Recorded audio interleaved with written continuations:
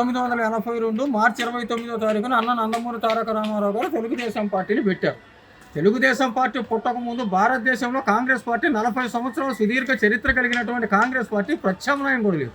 ఒక వార్డు మెంబర్లు సెలెక్ట్ చేయాలన్నా కానీ ఢిల్లీ నుంచి రిపోర్ట్ చేయాల్సిన పరిస్థితి వచ్చింది. తెలుగువాడి కీర్తి ప్రతిష్టలు ఢిల్లీలో నడువిరోతులో కూడా బహిరంగ వేలం వేస్తున్నటువంటి సందర్భంలో ఆవేశం కట్టలు తెచ్చుకున్నటువంటి నందమూరి తారక రామారావు గారు తెలుగువాడి కీర్తి ప్రతిష్టలను ఖండాంతర ఖ్యాతికి తీసుకెళ్లాలన్నటువంటి ఉద్దేశంతో మార్చి 29వ తారీఖు తన సినీ జీవితాన్ని కూడా విముక్తి కలిగించేసి తెలుగుదేశం పార్టీ అని పెట్టారు.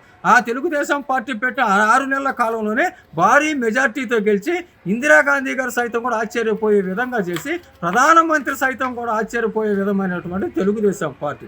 ఆ విషయంలో మళ్ళీ ఇందిరాగాంధీ గారు కొన్ని కక్ష సాధింపు ఏర్పాటు చేసి ప్రజాస్వామ్యాన్ని కూడా అపహాస్యం చేసి కొంతమంది దుష్టశక్తులు ఉసుగొల్పి రామారావు గారి యొక్క మంత్రివర్గాన్ని డిస్మిస్ చేసింది. అలాంటి సందర్భంలో కూడా రామారావు గారు ఏమాత్రం కూడా భయపడకుండా అసెంబ్లీని రద్దు చేసి మళ్ళీ ప్రజల దగ్గరికి వెళ్ళి 1985లో భారీ మెజార్టీ సాధించుకున్నటువంటి చరిత్ర తెలుగుదేశం పార్టీది.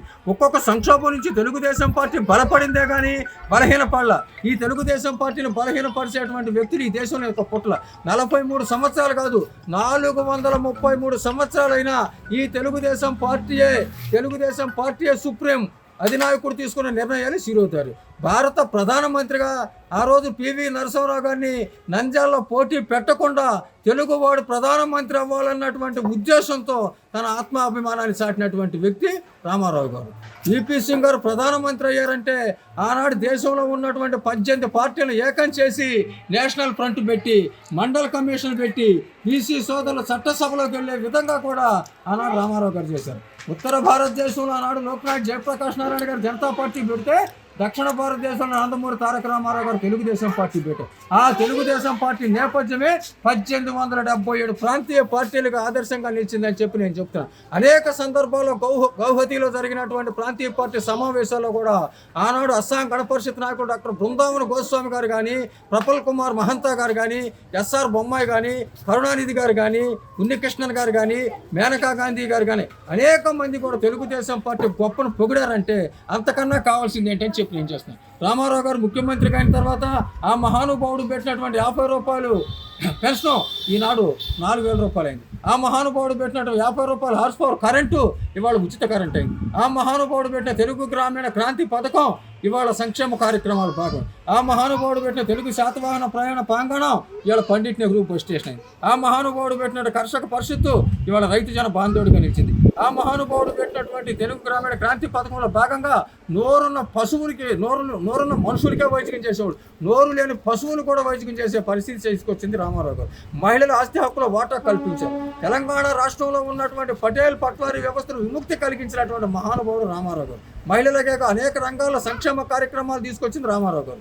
విపి సింగ్ గారు ప్రధానమంత్రిగా అయిన తర్వాత అనేక రకాల కార్యక్రమాలు చేశారు. చంద్రబాబు నాయుడు గారు ముఖ్యమంత్రిగా ఉన్నప్పుడు దేశ ప్రధానమంత్రిగా దేవగౌడ గారు కానీ, ఐకే గుజ్రాల్ గారు కానీ అనేక మందిని ప్రధానమంత్రి చేసిన కదా చంద్రబాబు నాయుడు గారిని. ఇంకా అంతకన్నా ఏం కావాలంటే ఖండాంతర ఖ్యాతికి పోయి అండమాన్ నికోబార్లో కూడా 2 మున్సిపల్ చైర్మన్లు గెలిచింది తెలుగుదేశం పార్టీ. ఏపీజే అబ్దుల్ కలాం గారిని రాష్ట్రపతిగా చేసింది తెలుగుదేశం పార్టీ. జిఎంసి బాలయోగ్ గారిని లోక్సభ స్పీకర్గా చేసింది తెలుగుదేశం పార్టీ. గ్రామీణ వాతావరణం రాజకీయ నేపథ్యం లేనటువంటి వాళ్ళు చట్టసభలో తీసుకెళ్లి తెలుగుదేశం పార్టీ. తెలుగుదేశం పార్టీ అజయం, చంద్రబాబు నాయుడు గారు అజరామరం. 43 సంవత్సరాలు కాదు 433 సంవత్సరాలైనా ఈ తెలుగుదేశం పార్టీకి తిరుగులేదని చెప్తుంది. సెంట్రల్ నియోజకవర్గంలో తెలుగుదేశం పార్టీ అనేది 2004 సంవత్సరం తర్వాత 2009లో సెంట్రల్ నియోజకవర్గం అవతరించింది. శాశ్వత నియోజకవర్గాలు వేరు, పునర్విభజనలో కార్యక్రమం భాగంగా 2009లో సెంట్రల్ నియోజకవర్గం. 2009కి పూర్వం సెంట్రల్ నియోజకవర్గం లేదండి. 2004లో విజయవాడలో 1వ డివిజన్లో తెలుగుదేశం తరపున అభ్యర్థి నుంచోబెడతానికి కూడా దొరకని పరిస్థితుల్లో బోండా ఉమామహేశ్వరరావు గారు 2009లో సెంట్రల్ నియోజకవర్గ టీడీపీ ఇన్ఛార్జిగా అయిన తర్వాత తెలుగుదేశం పార్టీయే అంటే బోండా ఉమామహేశ్వరరావు గారు అంటే తెలుగుదేశం పార్టీ స్థాయికి తీసుకెళ్ళి 2013లో ఈ రాష్ట్రంలో కిరణ్ కుమార్ రెడ్డి గారు ముఖ్యమంత్రిగా ఉన్న సందర్భంలో విజయవాడ సెంట్రల్ కాన్స్టిట్యున్సీలో 17 డివిజన్లు గెలిపించి ఆంధ్ర రాష్ట్రంలో సంచలనానికి పారుపేరుగా నిలిచారు బోండా ఉమామహేశ్వరరావు గారు. అభివృద్ధి కార్యక్రమాల విషయంలో కానీ, సంక్షేమ కార్యక్రమాల విషయంలో కానీ, కార్యకర్తల ఆత్మాభిమానంతో పట్టించుకునే విషయంలో కానీ తనకు తానే చాటి. ఇంతకన్నా ఏం చెప్పాలండి? 2014లో జరిగిన ఎన్నికల్లో 30,000, 2019లో 24 ఓట్లతో ఓడిపోయారు. 2024లో 70,000, 2029 70 140,40,000 గెలుస్తుంది.